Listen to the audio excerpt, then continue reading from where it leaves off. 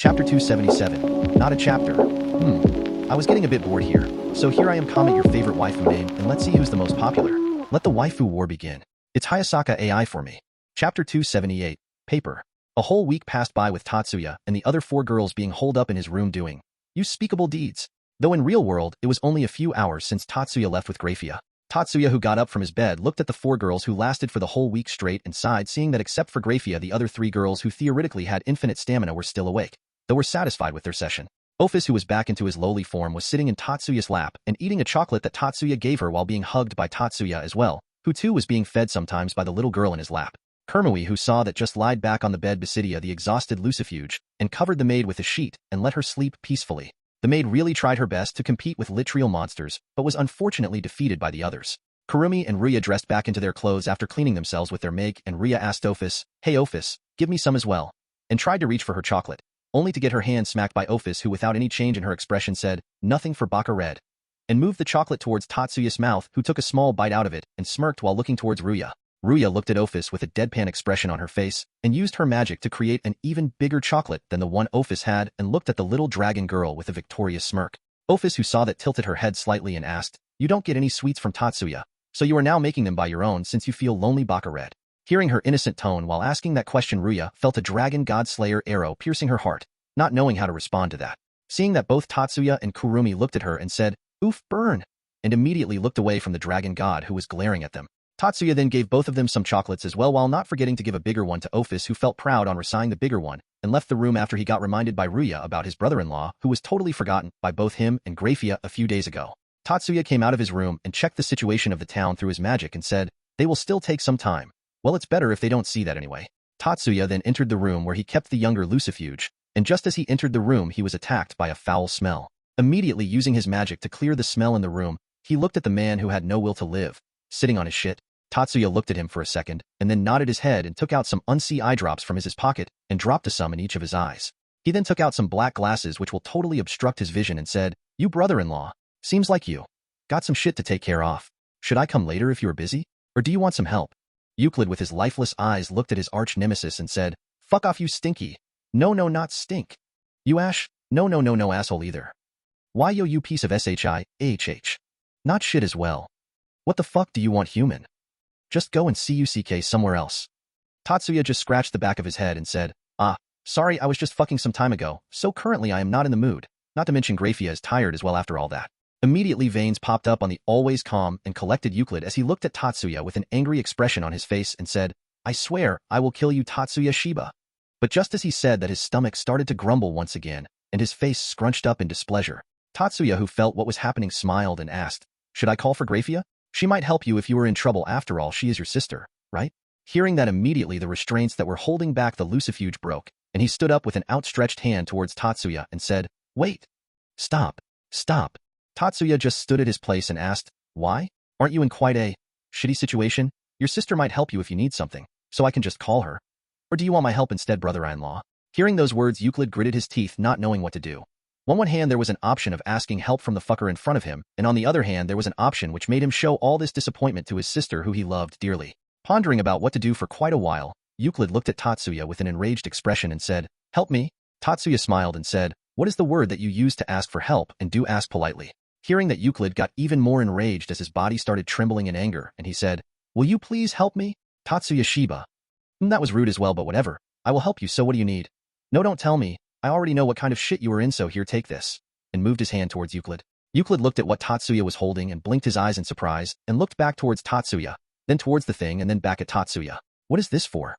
"To wipe that off. A double-sided extra sandy sandpaper, covered with the highest quality holy water as well." "I see. Like hell I will use that. My asshole will fucking bleed." Tatsuya showed a bright smile and said, "But don't you need this? After all, in the current situation, it is comparable to the highest quality antibacterial wipes. It's a *king sandpaper. But it still have paper in it, right? But there is sand, no extra sand in it, as well, not to mention the holy stuff. You complain a lot. Looks like I should call Grafia to deal with you." And pulled his hands back and started walking towards the door. Seeing him walking away after giving a threat, a lot of possible scenarios came in Euclid's mind in a matter of seconds, and he immediately stopped him and said, "Wait, you bastard. Give me that *king paper."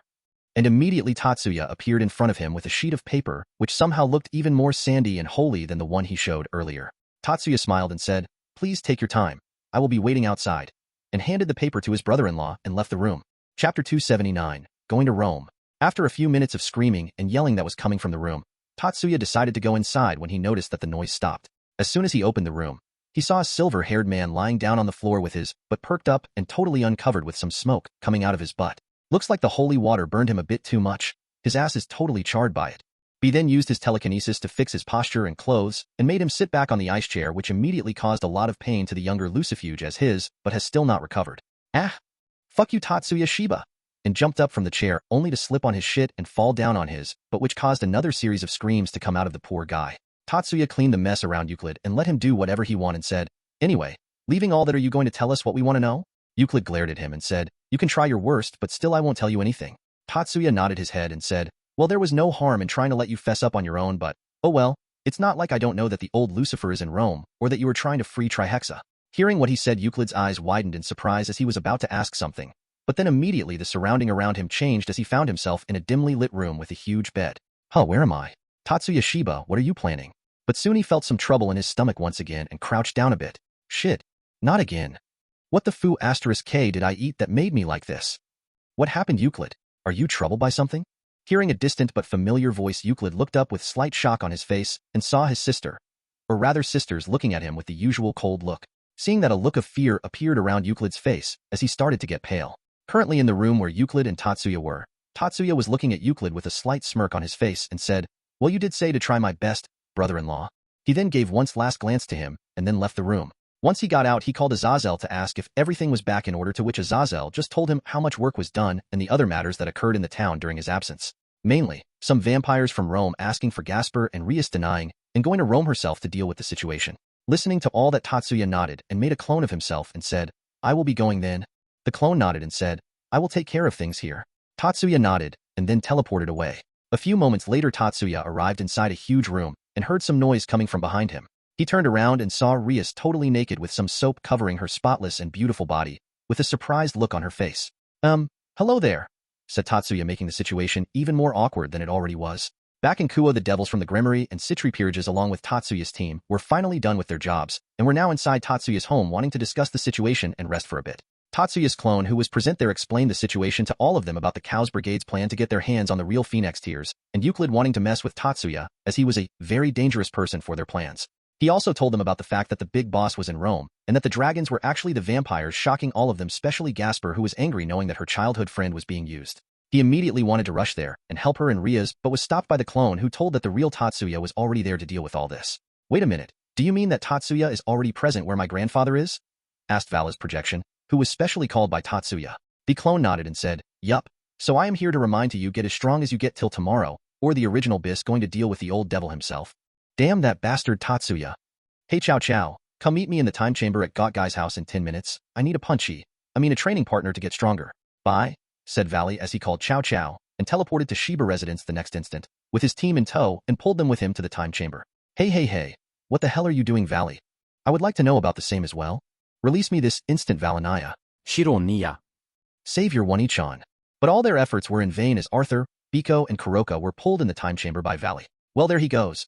As for you guys, rest while you can. The original will inform you if there is some need for you all," said the clone as he dissipated in a cloud of smoke, and in his place appeared a huge table with a lot of dishes present on it. Meanwhile, inside Euclid's mind, Euclid was surrounded by a huge army of Graphia all around him, looking away from him with a disgusted look on their faces as he was not in control of his body, and continued shit on the place where he was with a lifeless expression on his face, and kept on muttering, "Just let me die. Just let me die." He also had a familiar extra holy, extra sandy sandpaper in his hand, which had "Use me" written on it with a different colored sand. Chapter 280, Busy Week. Tatsuya was currently sitting in a bathtub, totally naked, with Rias leaning on him. "So you are saying that a descendant of the original Lucifer is currently controlling the Teeps faction and is also the member of Chaos Brigade?" asked Rias. Tatsuya looked at Rias, who was looking back at him, and said, "He could technically be said to be the leader of Chaos Brigade, you know? And he attacked Kuo while I was not there?" asked Rias with a slight frown. Tatsuya held her head in his hands and made her look in front and closed her eyes by placing his hand on top of them and said, "Well, it doesn't matter that much, since you would not have contributed much, since there were a lot of dragons that were to be dealt with. The small fries were easily taken care of by Miyuki, and the rest the moment they came in range."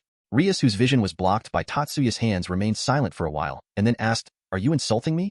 Tatsuya just shrugged his shoulders and said, "Just stating facts so as to not make you feel guilty, my dear."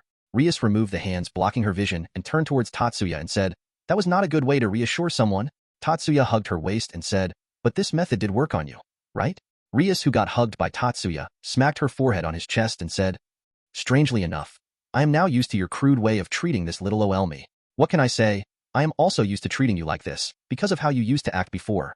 The Three Factions Alliance. Hearing that, Rias looked up at Tatsuya's face with a pout, seeing which Tatsuya smirked and said, "You were a real piece of work back then, and a way too spoiled bitchy princess." Hearing that, Rias's brows twitched as she asked, "Really now? That was totally uncalled for." Well, just think of this of us remembering the old days. But still I tried my best to change, right? "What do you think of me now?" asked Rias with an expectant look on her face. Well, you are comparatively less bitchy and spoiled, and not that big of a piece of work. Your attitude is a bit better, though." Rias looked at Tatsuya with a deadpan expression and said, "I will just take that as a compliment." "You should, because that was one," said Tatsuya, which earned him a light punch on the chest from Rias. Tatsuya just laughed a bit, and then leaned comfortably in the tub, which was filled with water that Tatsuya got from the lake in heaven. This situation, after weeks of night activities with beings which had nearly infinite stamina, did wore him out a bit, and the water was really relaxing for him. Rias too felt relaxed, but for some reason felt a bit uncomfortable, most probably because the water was from heaven, but Tatsuya made sure that it would not harm her. She just leaned on Tatsuya and said, "Thank you for slapping me back then." Tatsuya, whose eyes were closed, heard what Rias said and imagined the time when he slapped Rias during the Kokobile incident and thought, "That slap left a mark for a whole week." Tatsuya then moved his hand towards her, but gave it a squeeze, earning a yelp from the redhead, and said, "I can slap your cheeks again, you know?" Rias then turned around with a playful, angry expression on her face and pushed her chest against Tatsuya's and said, "Do you really want to? After all, we are not in a safe place, right now." Tatsuya looked at Rias and said, "Do you really think that I will not make sure of that? You seem to be forgetting who I am, my dear redhead." But aren't you tired from all that you did before coming here?" asked Rias with a provoking smirk. "Want to find that out?" "Why no dash." But before she could say anything, both of them noticed a magic circle appear in the bathroom, making Rias shocked since she truly didn't think that someone would be able to come there in Tatsuya's presence. "Relax, no need to worry. The only person who can come in without my permission is Dash." Suddenly Sona, Tsubaki, Akino, Isami, and Zenovia and Irina appeared with Tatsuya's clone. "Is me?" finished Tatsuya and looked at his clone, who just gave him a casual salute and teleported back to Kuo. Era, looks like we really interrupted Rias," said Akino with a playful smile on her face and started unbuttoning her shirt. "Tatsuya, don't forget you promised we would be king like rabbits once we were done with taking care of the town," said Isami, who too started to strip. Wait, Isami, you should not do something like that," said Irina with a huge blush on her cheeks and covering her eyes with her hands and peeking at Tatsuya's naked body from in between her fingers. "No need to worry, Irina.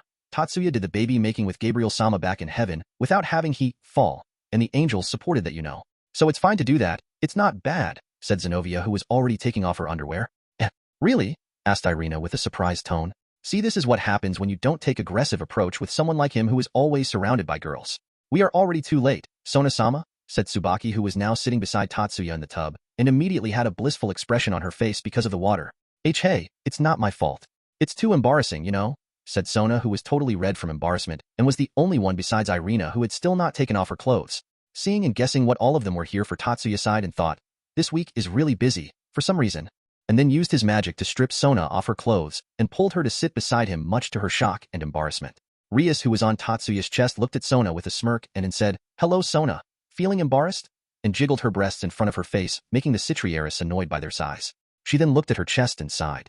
The other girls, who were still not the tub, were convincing Irina and getting her prepared, seeing which Tatsuya made the room similar to the one he was in with Gabriel and placed the same magic on Irina that he did on Gabriel. Tatsuya then looked towards Sona and grabbed her boobs, which easily fit in his hand, and said, "Don't worry, I will try my best to get them big," and started fondling her chest before she could even reply, which earned moans filled with pleasure from Sona. Tatsuya made sure to record that and would use it to tease her later. Akino was also present in the tub and was instructing Rias on how to service the little brother, as both of them sat beside his legs and enveloped his cock in between their breasts. Tsubaki, who was on Tatsuya's other side, was also getting fondled by Tatsuya and was also giving similar reactions as Sona. Isami and Zenvia, who were successful in stripping Irina, looked at the scene and thought, "Let's wait for a bit," and got in the huge tub as well. Tatsuya, who was now surrounded, looked towards the author and said, "Well, see you later," and snapped his fingers. Chapter 281, Before the Battle. Tatsuya then transferred all of them to his dimension, and now suddenly in his bedroom the confused girls looked around for a while, seeing which Tatsuya reassured them. Tsubaki then held Tatsuya's face and gave him a deep kiss, making Sona blush at her queen's act. The others too got slightly excited seeing Tsubaki acting aggressively, and soon all of them got prepared to spend a long night. After spending a whole day inside Tatsuya's dimension, the girls were lying down unconsciously on the bed with their body totally naked and covered with a sheet. Tatsuya was being hugged by Rias and Sona on either side and Isami on top of his chest, sleeping peacefully. After he successfully got out of the pile of bodies lying on and around him, Tatsuya went back to Rome after leaving a message for the girls. There he reheated the bath he was yesterday and cleaned himself and made sure to deal with the remaining water from heaven, as it was quite deadly for the vampires who owned this place. After taking his bath, Tatsuya made a magic circle near his ear and said, "Yo, good morning. You see there are a few important stuff to deal with, so come straight to Rias's room." The magic circle then disappeared, and a few minutes later someone knocked on the door, hearing which Tatsuya said, "Come in." And the door opened and Kiba came in. He got slightly surprised seeing Tatsuya there but soon smiled and said, "Seems like something serious is going to happen today, seeing that you are here." Tatsuya smiled as well and said, "You don't know." Kiba nodded and asked, "So, care to fill me up on the info?" "Wait a minute, I will do that soon. Now then let's call the others as well." Tatsuya said that, and several small magic circles appeared in the air, and projections of various people appeared on top of it. "Tatsuya? Don't tell me that you already dealt with that old bastard?" asked Valley with a serious tone. "Oh, if it isn't the White Dragon Emperor? Rias's knight, and someone new here." "Anyway, what happened, Tatsuya?" said Sarorg with his usual confident tone. "Seeing that you have called me as well along with their white shit emperor, means that it is for the thing that I asked you for," said Chow Chow with his sacred gear in his hand and looking towards Valley. "Though there was no need for it since I am here with this bastard at your place anyway."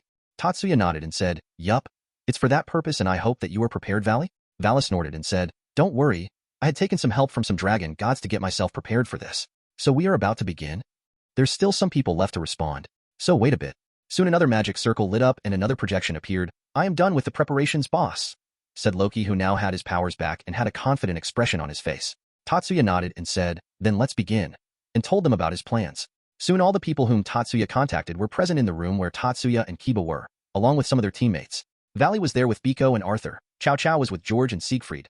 Sarorg was standing along with Regulus. Loki along with the three god killer pups. Kiba with Saji, who immediately agreed when Tatsuya asked him, and Tatsuya with Rosweiss and Tiamat, who also decided to take part in this invasion since she had already placed all the baby dragons and dragon eggs in Tatsuya's dimension and was sure that they were safe. Rosweiss looked at Tatsuya and asked, "Are you sure that it will be fine?" Tatsuya nodded and said, "Totally. Why? Is there some problem?" Just 15 people are deciding to deal with a terrorist group whom all the factions around the world are on an edge against. Isn't that something that I should worry about?" said Rosweiss with a panicked look on your face. "Not to mention that strategy of yours," said Rosweiss, pointing her finger at Tatsuya. Tatsuya looked at her innocently and said, "What's wrong with that? Isn't that strategy just fine? We will just be barging straight through." "Yup, no problems," said Valley. "I will take anything head on," said Sarorg. "I am a god, and even though I am a god of trickery, I have enough pride in myself to not use some worthless moves against those small fries. Not to mention, I have some debt to pay back those fuckers from Cow's brigade that tried to trick me," said Loki, clutching his fists. "I will show them that humans are not scared of those supernatural bastards, and they still have a lot to pay back for trying to take advantage of the hero faction," said Chow Chow. "Well, Aniki said it, so I am sure it will be fine," said Saji with full confidence in Tatsuya. Hearing their answers, Rosweiss was at a loss, and was then comforted by Tiamat, who hugged her and patted her back. "Don't worry, it will be fine. I will be there. Not to mention you have your secret weapon as well, right?" said Tatsuya, patting Rosweiss' shoulder, who looked at him with twitching lips, but still nodded her head. "Now, just one more person," said Tatsuya, and opened a portal and pulled Isami out of it. Isami looked at Tatsuya and the others and with a sigh said, "Why me?"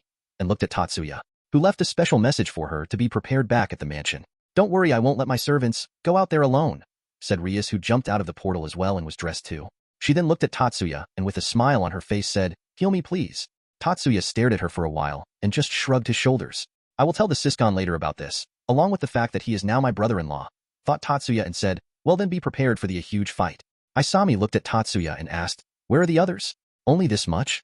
We cannot call all of them here since the other places require protection as well, not to mention that we still have their second-in-command captured in Kuo. There is a high chance of an attack to take place there," said Tatsuya. "What about Asia? We need a healer too, right?" asked Isami. "Don't worry, I will make sure to revive you later if you died," said Tatsuya, hearing which Isami frowned and thought, "Drake, make sure that I in no way want to experience dying." Noted partner. Once they made sure that all their preparations were complete, Tatsuya made a magic circle on the ground big enough for all of them to fit in and teleported away. Chapter 282. Battle started. Tatsuya and the others then appeared in front of the Teeps faction area, and Tatsuya looked around and nodded his head. "It seems like normal teleportation inside there is being blocked. Well, I can teleport us, but no need. They must have already noticed us. It's better to just push through from here rather than getting surrounded from the beginning," said Chow Chow. Tatsuya nodded and asked, "So, Who is willing to do the honors, as I can feel a lot of people moving from their places. Valley immediately took a step forward and said, "What about you, Hayadu? Want to find out who the better amongst the heavenly dragons is?" And gave Isami a side glance. Isami, who saw him looking towards her, took a step forward and said, "Sure, I don't mind some warm-up." Both of them then manifested their sacred gears and yelled at the same time. Balance breaker. Welsh dragon. Balance breaker. Vanishing dragon. Balance breaker. Both the heavenly dragon emperors then got ready and Tatsuya said, "On your marks." But before he could even finish, both Isami and Valley took off at great speeds. Tatsuya looked towards the two reckless dragons and just shrugged his shoulders and asked, "So shall we go now?" To which the others nodded as well and started running towards the castle. Regulus and the pups changed to their true forms, and Loki was riding on top of Fenrir. The three kites, Kiba, Arthur, and Siegfried were also standing close by, and it seemed like they were trying to compete as well. Biko, Sarorg, Saji, and Chow Chow were also prepared, as both Chow Chow and Saji had taken out their sacred gears, and Biko was on his cloud with his bow staff in his hand. Sarorg was covered in Tuki, ready to attack. Rosweiss, who was now focused, was flying the air along with Rias, while Tatsuya was sitting on top of a transformed Tiamat, who too was flying in the air. Just as all of them passed through a second barrier, the surroundings completely changed as they saw a huge army of vampires, devils, and dragons prepared to attack, while the two heavenly dragons were focused on breaking through the huge wall of people. Tatsuya looked at the scene and said, "He will get exhausted even before he could reach his grandpa." He then looked towards Rosweiss and said, "Rosweiss, Rias, the dogs?" All those who were called out looked towards Tatsuya waiting for his order, and in response he smiled and said, "Open fire," and snapped his fingers to make the barrier around the whole territory stronger so that everyone can go all out. All of them nodded as a huge number of magic circles appeared behind Rosweiss. Rias looked at the circles and then said, "Rosweiss-san, pass your spells through that." And a huge magic circle with Grimoire symbol appeared in front of those circles. Seeing that, Rosweiss understood what she was planning, and the circles tilted a bit to aim towards Rias's magic circle. "Ha!" shouted Rosweiss as a number of beams, made up of different elements, were launched towards the Grimoire circle. All the spell that were passed through Rias's magic circle got buffed with her destruction element, and immediately huge explosion started happening on the battlefield. "Oh, shit. Run. Barriers. We need barriers. Attack them together, everyone. Save your lives first, idiots. The attacks are not stopping." Seeing that the vampires and the devils were panicking and were making openings in their formation, Rosweiss and Rias high-fived. "A god cannot stay behind mere mortals. Come on, my child and grandchildren. Show them the might of Loki," said Loki as he flew up in the air, and the god-killer wolves stood side by side and opened their mouths. 3 huge magic circles appeared in front of their mouth, while 6 magic circles appeared above Loki.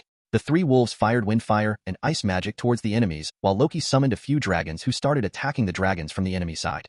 "Oh, another dragon king," said Tiamat with an amused tone. "You want to join?" asked Tatsuya, who was sitting on top of her head. "Nope, there are just small fries here." Tatsuya nodded as he tapped Tiamat's head, telling her to move faster, and told everyone else to follow them. Tatsuya looked towards Chow Chow and said, "There are a lot of enemies who are weak against holy element here, you know?" Hearing that, Chow Chow nodded as the blade of his spear started shining. Tatsuya looked at the swordsman and said, "The same goes for you 3. The 3 of them nodded, and Siegfried said, "Grimoire Knight. Arthur, let's see who the best swordsman is," and summoned his third hand and held 3 swords in them. Kiba and Arthur did the same, as Kiba formed 2 whole devil swords in each hand, and Arthur took out his Caliban and Excalibur ruler. "Ready? Go." Just as Tatsuya signaled them, the 4 holy weapon wielders vanished from their spots, and immediately large beams and orbs made of light and by elements started appearing on the battlefield, charring the devils and vampires without any mercy. Tatsuya then looked towards the sky and saw that the heavenly dragon wielder had somehow started their own brawl, though the enemies were still being dealt with by the attacks that were missing their targets. "Biko, extend your staff and pierce it in the butt dragon emperor's ass." Biko looked towards Tatsuya for a while, but soon a smirk appeared on his face and said, "Sure. Hoi hoi." And the staff started extending and successfully hit his mark. "Wadash. Who the hell did that?" And looked towards the staff poking and immediately glared at Biko. Biko, who saw Valley looking at him, waved his hand and pointed towards Tatsuya, who was pointing towards the open path. Valley saw that, face-bombed, since he totally forgot his goal because of excitement. "Let's go, Red Dragon. Just one more push through this crowd," and rushed towards the devils and vampires. "Sure," said Isami, following him, and both of them started blasting through the crowd in front of them. Tatsuya, who was the only one who hasn't done anything from the beginning, was just blocking the attacks coming towards them and let the others attack without any disturbance. Soon all of them saw the castle, which was now very close to them, and Tatsuya immediately jumped off from Tiamat's head. The others followed him and started descending. Once all of them in front of the entrance, Tatsuya came forward and said, "Now let's do this my usual way." Everyone who heard him say that were confused as to what Tatsuya was referring to, but just shrugged it off. They looked back at the huge battlefield in front of them and saw Rosweiss, Rias, the god-killer wolves and swordsmen, confronting all of them along with Loki's dragons. Isami too stood behind to deal with the dragons since she had Ascalon. Valley and Chow Chow, who just came, looked towards Tatsuya and asked, "What the hell are you doing?" "Hurry up, Tatsuya." Tatsuya nodded and cleared his throat. He then took a deep breath and knocked on the huge castle door and yelled, "FBI! Open up!" and punched the door with full force, sending it flying and making a very strong shockwave, and ran inside the castle. The others just stared at the huge dust cloud in front of them, not sure how to react to their captain's antic. Chapter 283, Third Victim. The others waited for a bit, not sure what to do. Chow Chow looked towards George and said, "Surround the area, make sure no one enters. Deal with them however you want." George nodded his head, and then purple mist started to come out of his hands and started surrounding the entrance. Valley, who was in his armor, immediately rushed in and said, "Hurry up, Biko. If we are too late, the old bastard would already be dead." Biko immediately followed Valley on his cloud, after which the others started following him as well. Soon they saw Tatsuya walking in the hallway of the castle with his guns in his hands and singing something. Demoson yadam. Mao Sunan ja ora. Asterisk devils disappearing in white mist asterisk. Kokoro wasinka suruyo. Material burst. Asterisk a small group of evil dragons getting vaporized by a small-scale material burst asterisk. Tatsuya then just continued walking through the hallway without caring much and singing to himself. His companions who were behind him just stayed there, taking down anyone who would come from the top. Soon the group came in front of a path that split into 4 different ones. Tatsuya stopped singing and said, "I am taking this one. Choose one and go forward. If any one of you are about to die, just call," and walked towards the path that he selected. Seeing that every one of them looked at each other and discussed where they would go. In the end, Tiamat decided to go behind Tatsuya. Sarorg, Saji, and Regulus made a team. Biko and Valley made a team. Loki and Chow Chow made a team. Valley looked at all of them and said, "If you find my grandfather, make sure to call me," and then left with Biko. The others nodded and went to their selected paths as well. Tatsuya, who heard someone coming towards him, looked behind and saw Tiamat coming and asked, "You chose to come with me?" Tiamat hummed in response and said, "Yup, I thought that you would feel quite lonely on your own." "There's no need to worry about that lizard hag," said a voice as orange chakra started leaking out of Tatsuya and materialized in the form of Kurumi beside him. "So you were here as well, huh, Vixen?" said Tiamat as she narrowed her eyes. Kurumi just smirked and said, "Yup, after all I am the one closest to Tatsuya, so it is a matter of fact that I would be with him during battles as well." "All right, talk while walking, we are not going to wait for both of you to finish your bickering," said Tatsuya, who was already quite a bit away from the 2 ladies, who just gave each other a last look before they followed him. After walking for a while, they soon came in front of 4 beings that were blocking their paths. Kurumi looked at the 4 and said, "Oh, look, Tiamat, your kin." Tiamat nodded her head and said, Indeed they are dragons, but I didn't think that they were alive as well. Seems like they were brought back to life as well, and I didn't expect to see that unsocial person here. Long time no see, Crom." Crom Crutch, who was in his human form, eyed Tiamat and said, "Tiamat? Didn't expect to meet a stuck-up person like you." "Well, not that it matters. Actually, it's better since you are here. Seems like you 2 have surpassed your limit." Tatsuya then raised his hand and asked, "So Crom Crutch, and the mob characters, will you let us go peacefully?" "Huh, who did you call a mob?" "You human bastard. I am the great evil dragon Azidahaka. I dash." "So the answer is no, huh? Tiamat, Kurumi, deal with him," said Tatsuya, not letting the mob Azidahaka finish his speech. Tatsuya then looked at Crom and asked, "You interested in working for Cow's Brigade?" "I am only interested in fighting someone strong. And right now my orders are to hold you back, and it seems like you are quite strong." Tatsuya nodded his head and said, "Okay, here, catch," and threw a ball towards the evil dragon. Crom caught the weird-looking ball in his hand, looked at it with a curious expression on his face. "What is this thing? Are you mocking me?" asked Crom in a cold voice. Tatsuya smirked and said, "Just press the button on the ball, and you will know whether I am mocking you or not. If you are not scared, that is. AACHOO. Heh, I didn't know even gods can catch cold." "Shut it, mortal, if you want to live," said Loki, looking towards Chow Chow with a glare on his face. "Why do I feel like someone is going to be messed around by boss? Just like what happened to me." "You are challenging me?" No. "You think that I will be scared of these petty tricks of yours?" "Who knows, there is only one way that you can prove it to everyone, you know," said Tatsuya, shrugging his shoulders. Crom clicked his tongue and pressed the button present in the middle of the weird-looking ball, and immediately a red light covered him before he got pulled inside the ball. Tatsuya went forward, ignoring the surprised looks from the remaining 3 evil dragons and the laughing Tiamat and Kurumi behind him, and picked up the ball. "Well, I got a dragon type, or a dark dragon type in this case, I guess." He then looked back at the girls and said, "Oh, I will be going ahead. Come after you are done," said Tatsuya before he activated Kamui and just walked straight through the hallway, passing through the dragon's body. Chapter 284, Experiment. Once Tatsuya left, the 3 remaining dragons blinked in surprise for a while, and then one of them shouted, "What the hell happened just now? Where is Crom?" "Forget that, after him, Layden." "Hey, aren't you forgetting something?" said someone, making the other dragons turn around. Once they turned around, they saw Tiamat and her dragon from looking at them with a smirk and said, "We still have an unfinished business here, you know. Tiamat, you might be a dragon king, but don't underestimate the 3 of us. There is a reason why even dragons fear us." Kurumi looked at them and said, "Hey, Tiamat, let's just finish this soon and go after Tatsuya, said Kurumi as she placed her hand on Tiamat's body. Soon Tiamat's skin started to emit orange glow as Kurumi covered her body and various markings started appearing in her. I am lending you my power, so just one-shot them, said Kurumi. No need to say it twice, said Tiamat, and opened her mouth as energy started to gather in there. A tailed beast ball started to form in front of the mouth, as well, whose size continued to get bigger and bigger.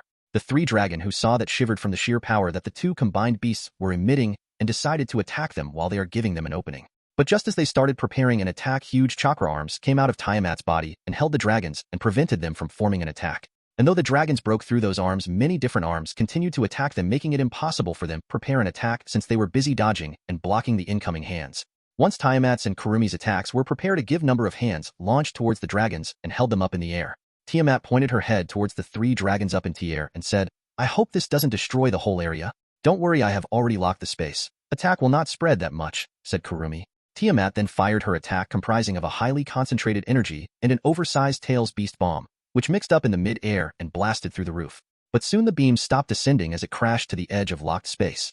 Looks like those mobs got vaporized even before they were able to reach the top, said Kurumi as she turned back to her human form. Tiamat too turned back to her human form and said, well, they would have lost even against me.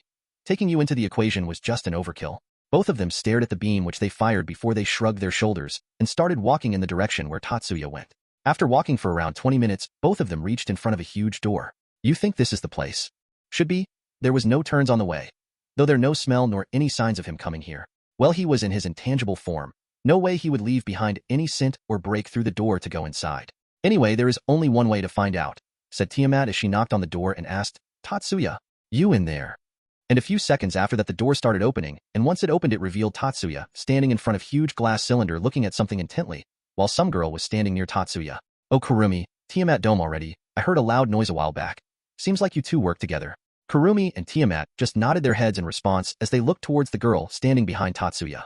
The girl had short blonde hair and red eyes, and seemed to be a few years older than Tatsuya's current teenage form. By the way, this here is Valerie Teeps, my hostage and the host of Sephiroth Grawl. Valerie, these are my teammates and lovers. The one with orange hair, Kurumi, and the one with blue hair, Tiamat, the Dragon Queen, said Tatsuya, introducing the two parties. Valerie immediately bowed her head, greeting the two who introduced them as well. So, what is this hostage business? Asked Kurumi. Well, she is more or less the head of the Teeps faction, though the old Lucifer was controlling her. She is still the head, and since we are attacking her faction, I took her in as a hostage, said Tatsuya, not thinking much about it. So what's the real story? Asked Tiamat, knowing Tatsuya was just spouting bullshit. You, Damfer, speak. Valerie nodded her head, and then started explaining what really happened. So, Tatsuya came and fought some people, and then rescued you from your brother who was experimenting on you, and then healed you, said Tiamat. Well, that's the gist of it, said Valerie. Tiamat nodded her head, and then looked at the huge glass cylinder and asked, and what is it that you are doing? Science experiment, said Tatsuya, looking towards the cylinder, which was filled with water, and some bodies were in there. What kind of experiment? I am checking how much time it takes for different bodies who are weak to holy element to melt in a high-quality holy water, said Tatsuya. From the right, we have a Beelzebub, an Asmodeus, a Leviathan, and last but not the least a vampire. Aren't these the descendants of the original Maus? And that vampire must be the brother that the girl just talked about. Well, when I entered the room, the vampire said that he wanted to do an experiment with me. So I am doing an experiment with him, just as he wished for. Kurumi and Tiamat looked towards Valerie, who looked down and said, I don't know, they were just like that when I woke up. That's fine and all. But why are you looking at him so passionately? Asked Kurumi. Tatsuya looked towards them and said, because of this. And cut his thumb a bit, and immediately Valerie latched onto his thumb, sucking the blood out of it, but a second later she said, it closed again. But immediately realized what she just did and blushed in embarrassment and looked away. Apparently my blood is too irresistible for vampires, even for Damfers, but my regeneration doesn't allow them to suck much, said Tatsuya, looking towards Valerie, who was too embarrassed to say anything. Here, don't shy, I don't mind since you are Gasper's friend. He is just like my brother, said Tatsuya. It seems like the vampire melts first, said Tatsuya as he noticed the vampire vanishing away in the holy water, and gave some blood to Valerie, who looked like she was in heaven and had a blissful look on her face. Chapter 285. Rise of Him's Death? Tatsuya waited for a while, sitting on one of the beds there which the vampire used to experiment on their test subjects. He then looked at the bodies of the Mao descendants and noted that the Leviathan took the longest to melt because of their affinity to water. Valerie was listening to the tales of Tiamat and Kurumi, who were telling out their tales with the chest puffed up, since the young Damfer was looking at them with glittering eyes. Tatsuya looked at the three of them who were sitting a bit away from him having their chat while eating something, since Valerie was very hungry after the experiment. Meanwhile, Tatsuya was checking the situation with the other, especially the ones that were left outside the castle dealing with the grunts. Though he didn't need to worry that much since the holy sword users along with George were more than enough to deal with the enemies who were quite weak against holy element. The god killers, the Valkyrie and the heiress of Gremory too, didn't have any problems as they just brute forced their way through them. But still the most impressive was Isami, who somehow unlocked the Crimson Queen mode, and along with her Dragon Slayer magic and her sword was flying all around the field destroying the enemies without much problems. Saji and Sarorg also faced a lot of evil dragons on their way, though they were more than enough for them as Tatsuya made sure to make Saji unlock his scale mail and Sarorg was acting OP as always, just punching the dragons away. Regulus did the job of dealing with the vampires and devils, not wanting to interfere with his king's fun. Cao Cao and Loki were as expected, making the things way difficult for their enemies as a fight against a god, and the wielder of the strongest holy element weapon was way too much to deal against for the vampires and devils. Though the thing that Tatsuya was most interested in was the fight against the grandpa, and the grandson as Rise of him was like a typical villain was telling his plan to his grandson, and both Valley and Biko were listening to his plan with a serious look on their faces. The fight between the two devils then started. Once the old man was done with his explanations and Biko made sure that nobody else interfered in their battle, just as Valley told him to. Rise of him, though, had an advantage because of his sacred gear canceller, but Valley came prepared for that as Tatsuya had already warned him about it. Black snake-like projections started to come out of Valley's body as started wrap around him. That compared with his stats that improved a lot by the training he did at Tatsuya's place, along with the dragon gods, made him stand just slightly below the superclass devil. Though Tatsuya was surprised that Ophis gave that much of her power to Valley, he also found out that it was just temporary and the power will fade away after a certain amount of time. So you decided to go with a temporary solution, huh? Pretty unexpected from Valley, but still, a good method nonetheless, thought Tatsuya. Valley then merged with the power as his armor appeared once again, though it was the queen version of his sacred gear, the Imperio Juggernaut drive, and not the Diabolos dragon Lucifer form. Rise of him was shocked seeing Valley able to use his sacred gear and tried again to use his sacred gear canceller, but the next instant Valley appeared in front of him and punched him through multiple walls and then started dividing his power. Once Rise of him's power started to divide, Valley simply fired shit ton of demonic energy blasts at him without baby care as he was using his grandfather's power against him. Rise of him too didn't held back and attacked Valley in return, but Valley was easily able to dodge those attacks, or just simply divided them and added it to his own power. Once he thought that the old man was weakened enough, he came in front of him and said, "Just suffer till your death now," and released some of Albion's poison on the old devil and pushed the old man down and sat on top of him to not let him escape and squirm till death. But still the old devil tried to kill his grandson with his power, but his weakened self could not damage the armor even a bit, and Valley just took out his phone and started recording the old man's death struggle. In the end, not being able to deal with his grandson, Rise of him pleaded to let him live, but Valley just looked at him after 10 whole minutes of pleading and asked, were you saying anything?" Making the old devil totally speechless at his words. Seeing that the old devil was not saying anything, Valley just shrugged his shoulders and held his phone and searched up some buts to use them later at night. Midway during his search, the old devil died, but that went unnoticed by Valley, who was busy doing the research. It was until Biko told him that everything was over that Valley realized that his grandfather died. He then deactivated his sacred gear and then made sure to not even leave even a speck of the old devil's corpse. Tatsuya, who saw all that, felt that everything was a bit anticlimactic, especially how Valley dealt with his grandfather, but just shrugged his shoulders and thought, well, I am awesome, so it's natural that my presence will make some awesome changes as well. Tatsuya then contacted Valley and said, "Happy now, but dragon?" "I am happy, but don't use that title, you asshole," said Valley, walking back towards the entrance. "My grandfather is dead, so we can go back now. I will treat you all, so let's party once we go back," said Valley with an excited tone. Tatsuya nodded his head and said, "That's fine, but can you fetch the holy grail that Rise of him was in possession with for me? It must be somewhere around the room you just fought." "Sure. What does it look like?" asked Valley. You can just feel the holy energy that the grail must be emitting and take it, right? It must be quite a powerful holy signature."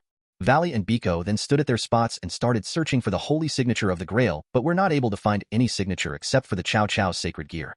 Tatsuya, who heard that, was confused and called Valerie towards him, checked once again, but still found that one of the grail were missing. Not knowing what was happening, Tatsuya tried to connect the missing grail with the ones inside Valerie and called Valley again. "Is there a light glowing anywhere near you? I'm trying to connect to the grail, so it must be responding and glowing." But still the answer was the same from Valley's end. Tatsuya, who was confused by what was happening himself, searched for the grail and found its signature at the dimensional gap.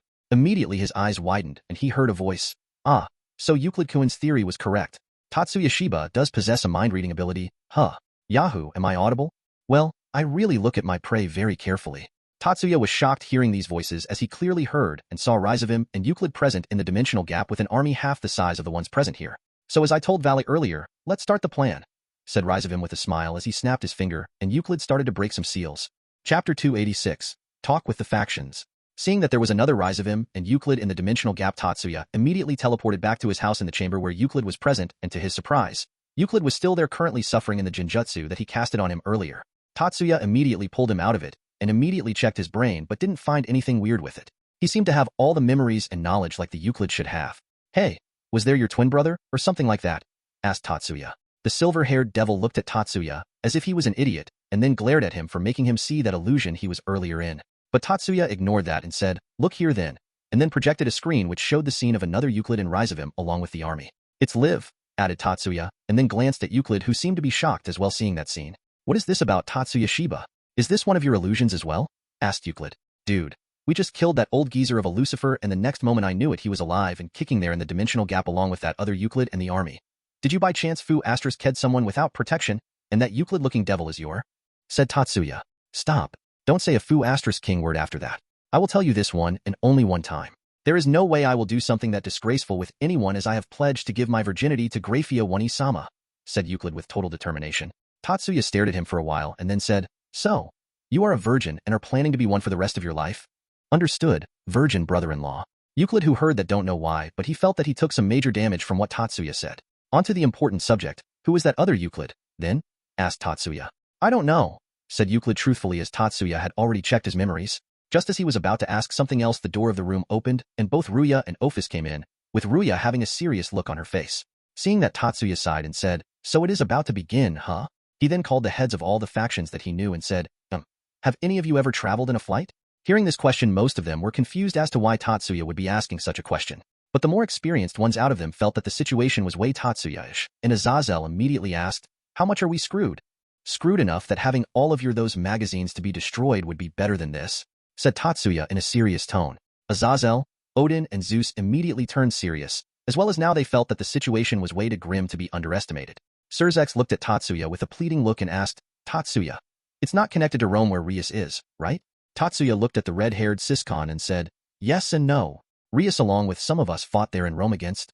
Tatsuya then told them about what happened back in Rome, hearing which Surzex sighed that Rias was safe, and at the same time was surprised knowing about rise of him. "So he is defeated, right? What's the problem now?" asked Susano. "Well, we thought that we killed the old devil, which we actually did, but for some reason another one of the old devil and Euclid were found in the dimensional gap and are currently unsealing the beast of apocalypse. So I thought to warn you about the same and be prepared for quite a huge battle," said Tatsuya, making all the faction leaders serious. "How much time do we have?" asked Michael. Tatsuya looked at Ruya, who said, 2 minutes. Tatsuya looked back at the faction leaders who were looking back at him, not saying anything at all. The silence continued for a few seconds, which was suddenly broken by Azazel, who said, "All right. All files deleted from my computer. I don't want to leave any regrets behind."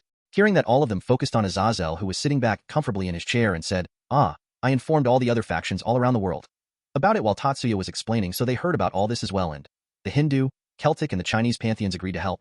I already informed the masochists from my faction to spread the news so as fallen angels are ready." Azazel then looked at everyone with his chest puffed up and an expression which was saying, "I am way better than you idiots." Hearing that none of the other faction leaders took any more time and went back to prepare before saying, "We may be late, but we for sure will come to aid you." Now only Azazel and Tatsuya were there, and Azazel asked, "If we came back alive, make sure to give me some of your files. You still have the hard copies with you? You know me very well, huh?" said Azazel with a sagely nod. Suddenly Azazel's gaze fell on Euclid and said, "Yo, how's you life been these days?" "It was fine. Until this fucker decided to butt in," said Euclid while glaring towards Tatsuya. "Shut it, virgin." "Huh. This guy's still a virgin. You are the followed of the devil Lucifer, not the angel one. What's up with all this shit?" asked Azazel with a surprised tone. "None of your business. Even Michael found a way to let the angels have sex with others, and you are still a virgin." "Pathetic," said Azazel with a displeased look on his face. But suddenly Azazel's eyes widened as he asked, "Is there a problem with your thing?" Euclid, who was getting angrier hearing Azazel's comments, glared at him and said, "No, it isn't. What will you do? Suck it?" "Huh, no, I don't have the dash. If not, then just keep foo asterisk king quiet, you fallen assho. No, not asshole. You fallen bastard." "Dude, just chill, no need to be that angry," said Azazel, looking at a monitor checking out how the preparation is going on. He then looked towards Tatsuya and asked, "Hasn't 2 minutes already passed?" "Yup, I have force teleported Valley and the other strong ones there," said Tatsuya. "Then why are you not going yet?" asked Azazel.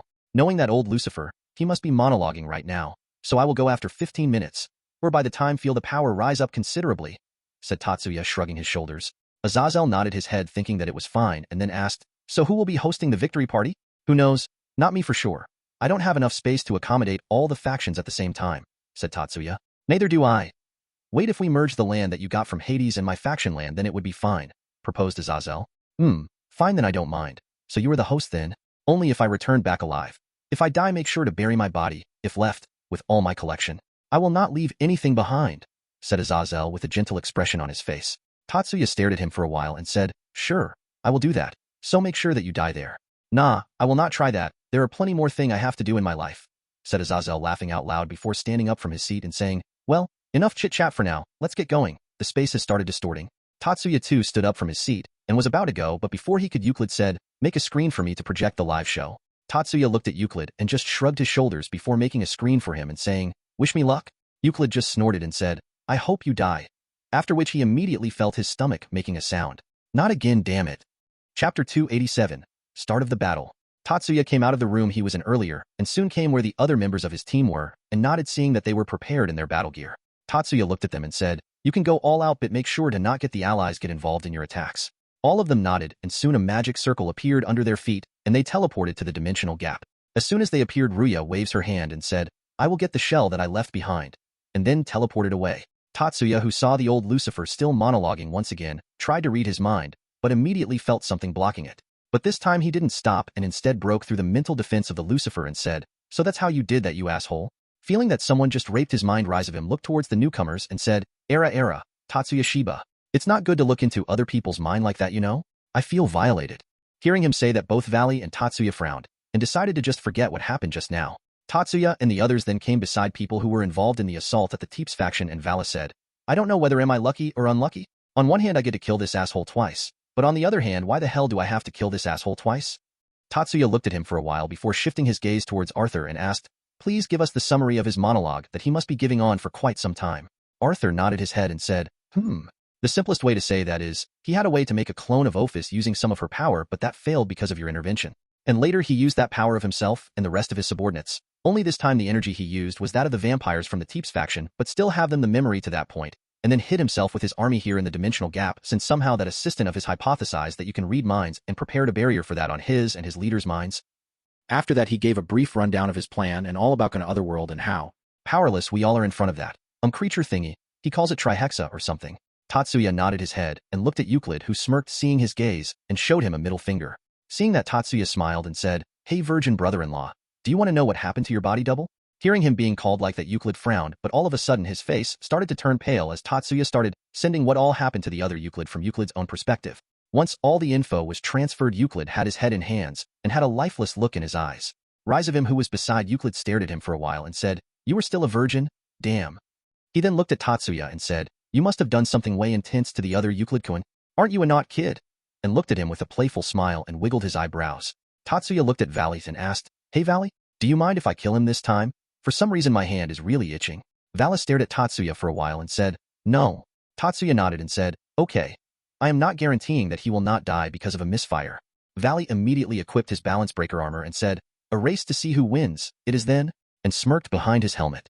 Rise of him looked towards his grandson and Tatsuya and then asked, I don't mind you both playing something, seeing that you two are very young and can still play, but do you mind telling me why is there a barrier around us? We are in dimensional gap, so I don't think there is a need for a barrier to prevent damage to the surroundings. Tatsuya smiled and said, That's not a protection barrier, that's a time dilation barrier.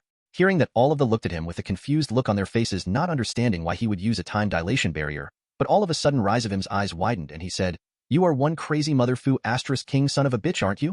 Just as he said that, Tatsuya fired a blast of magic energy towards him, destroying his right arm in an instant, and immediately both Arthur and Tatsuya said in unison, Language, while both of them covered Lei Fei's ears. Rise of him looked at his right side, seeing he had one arm less, and said, Ah, that was my favorite arm.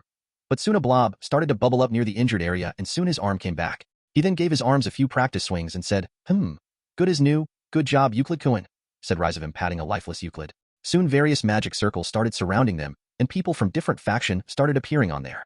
Seeing that the fight had still not started, most of them were surprised, but Azazel looked around and said, So the time dilation idea really worked, huh? Sometimes I think, how the hell did I become such a badass genius? With a smug look on his face. Ah, so it was your plan, Uncle Azazel, said Rise of him. Ah, if it ain't my nephew, want to give your uncle a hug.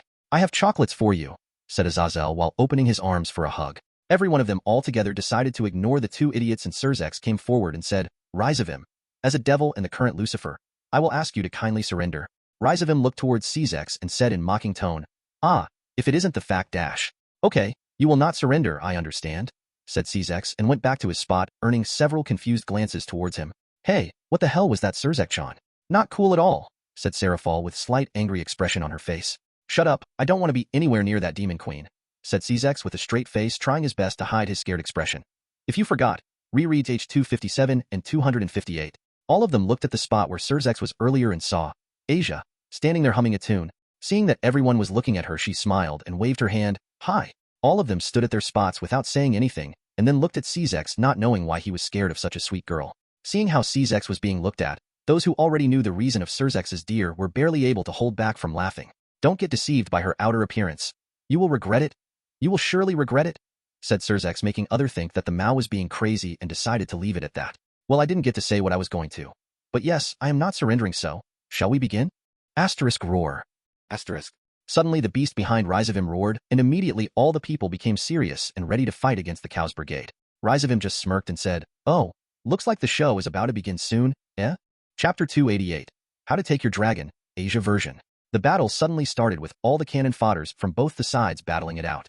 Tatsuya was standing with his group, and the same was done with the rest of the factions as well. Tatsuya, who looked around seeing who all the new people were, found one of the new factions beside him and said, "Hello there. I am Tatsuya Shiba." The people who were near him looked at him. At the people from the other side nodded their heads, and their leader said, "I am Shiva from the Hindu faction. It's nice to meet you. Although the circumstances are not very good." Tatsuya looked at the trident-holding god, who was considered one of the strongest people all around the world, and said, "Indeed.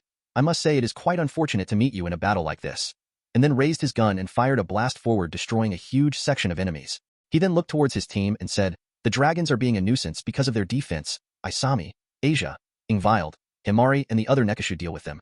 Isami and Asia immediately activated their balance breakers, and then launched forwards, followed by the others. Tatsuya then looked at the other faction heads and said, "So shall we start the attack on the big guy?" While pointed towards Trihexa.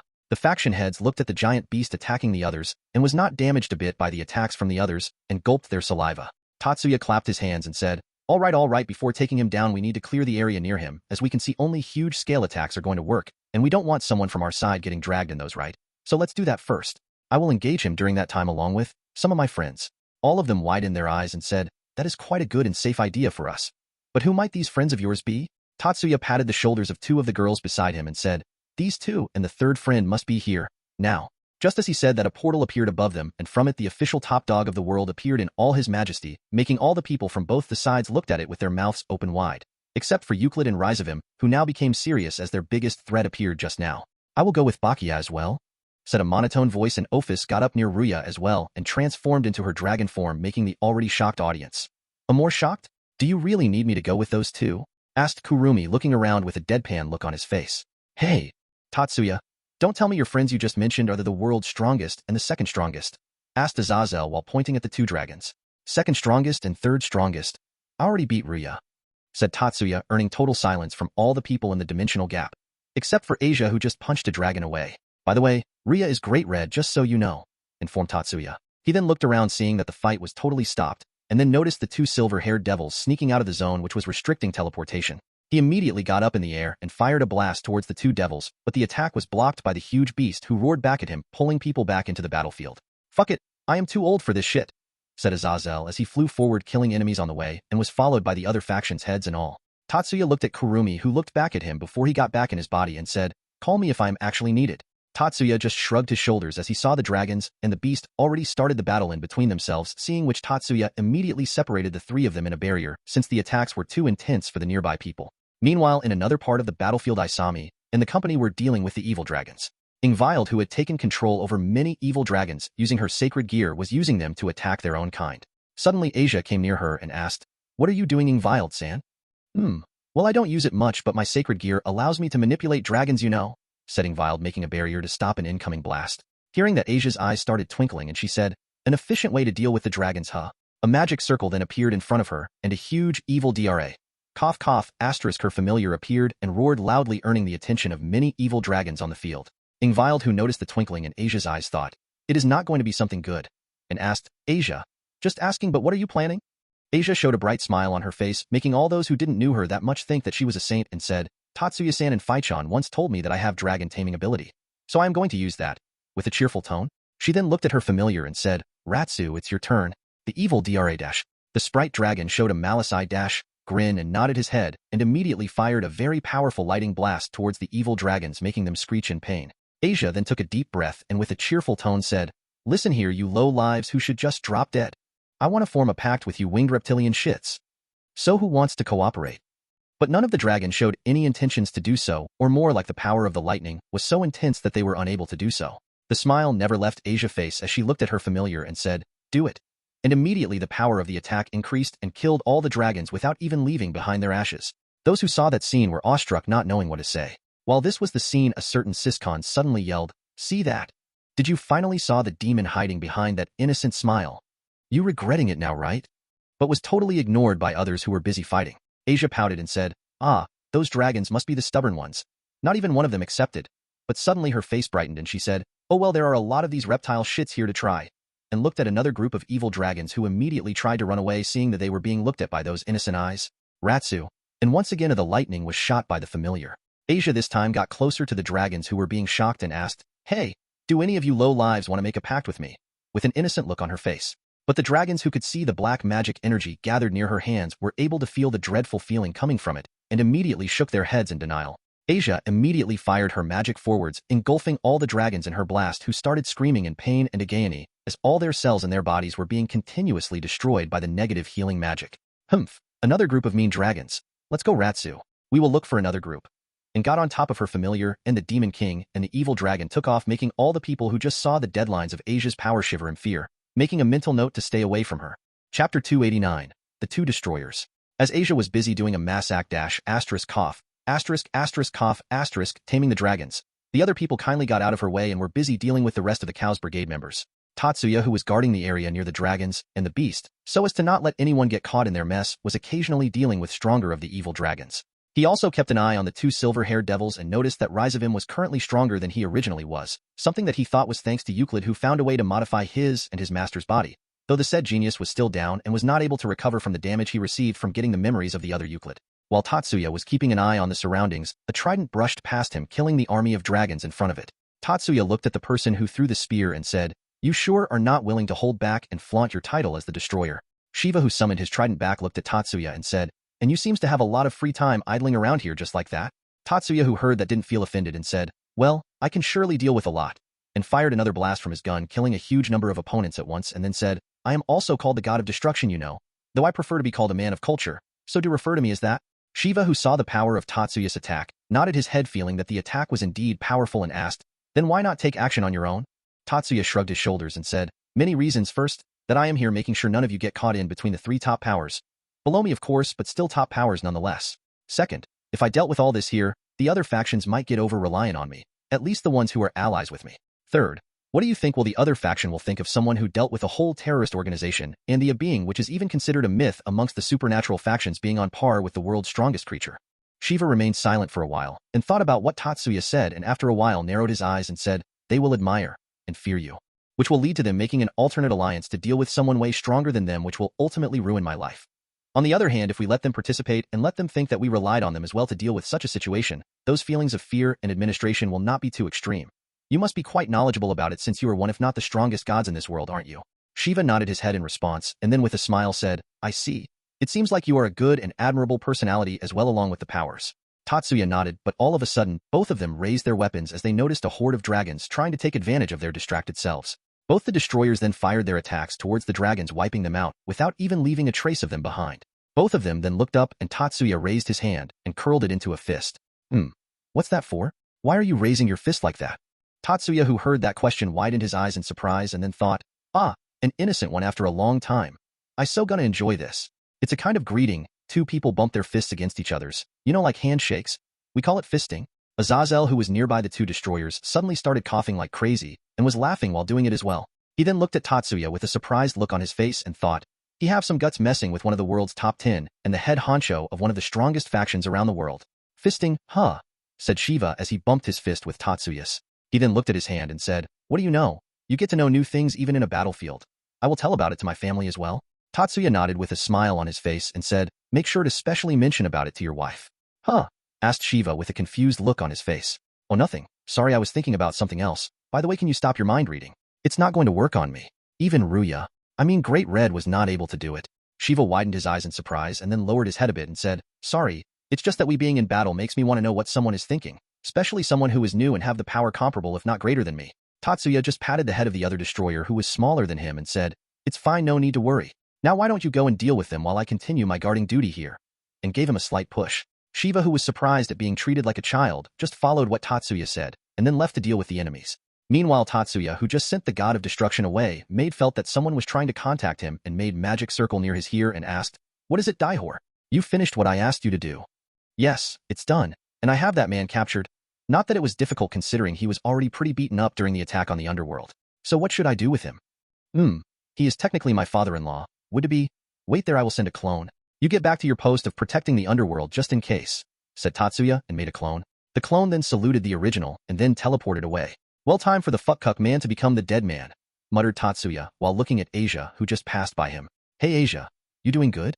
Asia, who was sitting on her dragon in her balance breaker, looked towards Tatsuya with a smile, and so did her dragon and said, "Yes, we are fine, Tatsuya-san. No need to worry. We found an effective way to deal with them. We are trying for it to work, so just wait for a bit." And then flew away. Anyone who heard them could feel that an innocent and cheerful girl was trying her best to help them. It's just that the blood dripping from her face and fists along with the blood around the dragon's mouth and teeth made the imagination of the people who saw them turn a total 180 degrees. Tatsuya just smiled at her and used his magic to clear off the blood off her. Chapter 290. Real V/S Faker. While the battle was going on, the Maos were being taken care of by the horde of evil dragons and devils, though none of them was affected by them getting surrounded, and just kept on blasting Gerbway through them. Surzex was making sure of not leaving any dragons near him as he heard that the Demon Queen was looking out for dragons to tame them, and in his opinion having her more dragons was a recipe for disaster for the whole world, and decided to make some effort to ensure world peace. Ajuka, Seraphal and Falbium looked at the leader of the Maos and just shook their heads. It was the first time they had seen him like that and weren't sure how to deal with it, though none of them were going to say anything to him as they knew how much trouble was caused during the attack on the underworld, and Surzex, being the in charge of the domestic affairs of the underworld, worked his ass off to make sure everything was fine, and none of them were in the mood of switching places with the red-haired Mao. Ajuka patted his best friend's shoulder and said, "Just bear with for a while. I will arrange a holiday for you after this is over." Surzex looked at him with a peaceful smile on his face and said, "Don't worry, I have already asked Tatsuya to help me regarding that, so you don't need to do anything. In fact, I invite all three of you as well since it would be pretty boring on my own." "Is that so? Well then I will make sure to make some room in my schedule," said Ajuka, while the other two Maos just smiled seeing that Surzex was fine. "A bit? Aren't you being optimistic thinking that you would be able to live after this, you fake Maos?" Suddenly all four of them heard a voice and turned around to see Rizavim looking at them with a smile on his face. "You interrupted my speech earlier, Mr. Fake Lucifer. So, was there a need for that in the first place? You would be saying something that I have heard a lot of times from the descendants of original Maos, a lot of times anyway. Aren't you being too out of line being in front of a real Lucifer? Lucifer or not, you and your ways are not something that I can ever respect, so don't think that I would spare you, or something, just because you are a devil like me." "Huh? A devil like you? Don't make me laugh, you faker. There is no way my magnificent self is comparable to the likes of you," said Rizavim and brushed his hair. "Surzex, what should we do about him?" asked Falbium. "Oh, about that I would like to see what the fake Lucifer is capable of firsthand. So if you don't mind, shall we dance?" said Rizavim as a grin appeared on his face. Surzex's robe disappeared as he said, "Keep a bit of distance from me," and then came forward. Rizavim's smile didn't falter as he saw the crimson-haired man coming forward. The auras around both the Lucifers started getting denser and denser, and in just a blink of an eye both of them were on the level of high Satan class. "So you are holding back against me, huh? Gotta say, not very happy seeing a faker holding back against me," said Rizavim. "Shut up, like you yourself are not holding back," said Surzex as he gathered a dense ball of power of destruction in his hand and fired it towards Rizavim. Rizavim dodged the attack rather easily, but still looked back seeing the ball off destruction, coming in contact with a dragon and destroying it in an instant. Whistle, you sure want to deal quite a bit of damage from the beginning, huh? said Rizavim, still looking behind, but raised his hand as he blocked a kick from Surzex which made a strong gust of wind. Surzex's expression didn't change as the power of destruction surrounded his hands once again, and he fired a beam towards Rizavim, who covered his hand with demonic energy and flicked the beam away, though the demonic energy around his hand immediately got destroyed by the pod. He then pushed Surzex's leg away using his other and then fired a blast again at Czex, who easily dodged the beam. But seeing him dodge, Rizavim smirked, making Surzex confused as he turned and saw the beam heading towards Rias and her peerage. Seeing that, Surzex's eyes widened as he immediately rushed towards his sister and her peerage, but the next instant Rizavim appeared above him and said, "Don't do that, the night is still young, you know," and fired another series of blasts at Surzex, who simply destroyed those attacks using his pod. Surzex then came behind Rias's peerage and then fired a beam with his own pod to destroy the attack. "Rias, are you fine? Get away from here. The intensity of the battle here is going to be at another level from now on," Surzex said while looking at Rias from the corner of his eyes and making sure to keep an eye of Rizavim. Rias turned around to look at her brother with a surprised look on her face, but after hearing his words, a determined expression appeared on her face. Surzex didn't say anything and immediately moved his hand and said, "What is the meaning of this? Who are you?" asked Surzex in a demanding tone as he held Rias's hand, which had a dagger aimed at Surzex. Hee hee. Hearing that, a malicious grin appeared on Rias's brace, and her peerage turned around as well with a similar grin on their faces. Rias's body then began changing, and soon a devil appeared in her, and her peerage's place, with all of them being at ultimate class level. All of them then threw the dagger towards Surzes, who immediately released the pod, now knowing that it wasn't her sister and her peerage, and killed them in an instant. He then glared at Rizavim as pods started to gather around him, and the aura started turning denser, and said, "You are quite daring, seeing that you used my sister against me. I gotta say, you were quite ruthless there, even though that devil had your sister's appearance just a moment ago. Huh, are you out of your mind? That low life tried to take the appearance of the world's most beautiful and cutest little sister. He should be glad that his death was at least a painless one." He then fired a big wave of pod at Rizavim, who made a barrier to block the attack, but the barrier only stood for a couple of seconds before it too get destroyed. Rizavim immediately tried to dodge, but was not able to do that in time, and got his legs destroyed completely by the attack. Rizavim looked at his now missing legs and then looked back at Surzex and said, "Ha, you didn't got my balls," was all that Rizavim said as his legs started to regenerate back, making Surzex narrow his eye and thinking, that is not a power that a Lucifer should possess. Then that means that he must have modified that body of his somehow. "You faker, let's get serious now. I still have a grandson to kill, you know, so let's hurry up." And they immediately started powering up. Surzex too started powering up, and the area around them started to get chaotic by sheer demonic energy that the two of them were releasing with not intention of taking it back in their bodies. Tatsuya, who saw that, made a barrier around them and then looked back at the other god of destruction, fighting destroying beat enemies with his trident, and said, "You really are getting serious there, Shiva. Don't get caught in your attacks." Shiva looked back and said, "Don't worry about that. The title of being one of the top 10 is not just for show, you know. I can control my power and attacks." Tatsuya nodded his head and said, "By the way, did you know that there is a new term for those who are in the top 10? Huh, is that so? We don't get up to date with such kind of information back at Kailash." "What is the new term?" asked Shiva, still fighting the enemies. "Those who are in the top 10 are called Lilicons nowadays," said Tatsuya with a smile on his face. "Huh, Lilicon? So that is the new term?" asked Shiva with a curious look on his face. Tatsuya nodded his head with a friendly smile and said, "You are now a Lilicon, Shiva, so be proud of that." Shiva, who saw Tatsuya's friendly and trustworthy smile, nodded his head and with a smile on his face said, "A Lilicon, the god of destruction, Shiva. Fine, I accept that new title." Tatsuya smiled and made sure to record the scene for future and said, "Yeah, so go forth and show them the power of a Lilicon." Shiva, who heard that, smiled and thought, he really is a great person, cheering for someone he just met and helping someone like me who is not that up to date with the world. He then took a deep breath and said, "I will show you the might of a true Lilicon," and gripped his trident tightly and immediately rushed towards the enemies, destroying hordes of them in an instant. Tatsuya just smiled and said, "Ignorance is such a bliss." Chapter 291, Courageous Death. Surzex and Rizavim's power continued to surge higher and higher and soon both of them were at super class level and had changed their appearances. Surzex looked like a humanoid creature made of power of destruction, while Rizavim also looked demonic instead of being human like he was before. Euclid Kuin's enhancements are there. Let's do it, faker. But Surzex didn't say anything and just casually swung his hand, firing a huge amount of pod at Rizavim. Rizavim immediately sidestepped her and dodged the attack and fired his own demonic energy in a similar fashion as Surzex did. Though his energy just kept getting destroyed as it reached towards Surzex, and in the end, only a small amount of it hit Surzex, which did next to nothing to the pod-covered Surzex. Surzex then rushed towards Rizavim and punched him. Rizavim, who saw the punch coming towards him, covered his hand in demonic energy and blocked it and said, "Don't be too full of yourself," and punched him with his other hand. Surzex blocked the incoming punch and said, "I would like to say the same to you as well," and then started to release his energy, thinking of destroying Rizavim in one go. But Rizavim didn't even flinch a bit and released his own demonic energy, which was pushing back Surzex's energy. "Let me tell you about one of the enhancements that Euclid Kuin did to my body. I no longer felt pain," and kicked Surzex's abdomen. Surzex, who saw the attack coming towards him, didn't even try to dodge and instead increased his energy output, destroying Rizavim's energy and engulfing Rizavim inside it. After a while, the energy dissipated and nothing was left of the Lucifer. Surzex then turned around and was about to go back, but then he noticed a blob of some kind appearing there, and soon it grew back into Rizavim, a naked Rizavim. Rizavim looked at himself and then looked towards Surzex and said, "Just wait a bit, I need to cover my awesomeness." Surzex, who heard that, without any hesitation fired various blasts of pod at the Lucifer, totally in the willing to destroy him while he was distracted. In another part of the battlefield, Tatsuya was guarding the big three, while also attacking Trihexa from time to either it down. Soon a magic circle appeared beside him, and one of Tatsuya's clones appeared with person sitting on a wheelchair with his hands and legs tied to the chair and a gag on his mouth. The clone then disappeared, and Tatsuya looked at person and said, "Good to see you after a long time, Zio-san." Tatsuya, as he smiled as he looked at the crimson-haired father-in-law of his. Ziadafuck wanted to say something, but because of the gag was just making some non-understandable noises. Tatsuya removed the gag from his mouth and said, "Let's not beat around the bush and get straight to topic. are working with the Cows Brigade and was the one who informed the Shiba family about Miyuki's whereabouts? Hearing his question, Ziatafuck's eyes widened a bit, but soon turned normal as he said, "What is the meaning of this Tatsuya Shiba? You do know that you are treating a member of council who is still recuperating like this, right? Are you declaring a wadash? Haha, how I do that against someone who willingly came to aid all the factions against the Cows Brigade, even though you are still injured. You will be a role model for the devils of the younger generation," said Tatsuya with a smile on his face. Hearing that, Ziatafuck narrowed his eyes, now knowing what the human in front of him was planning.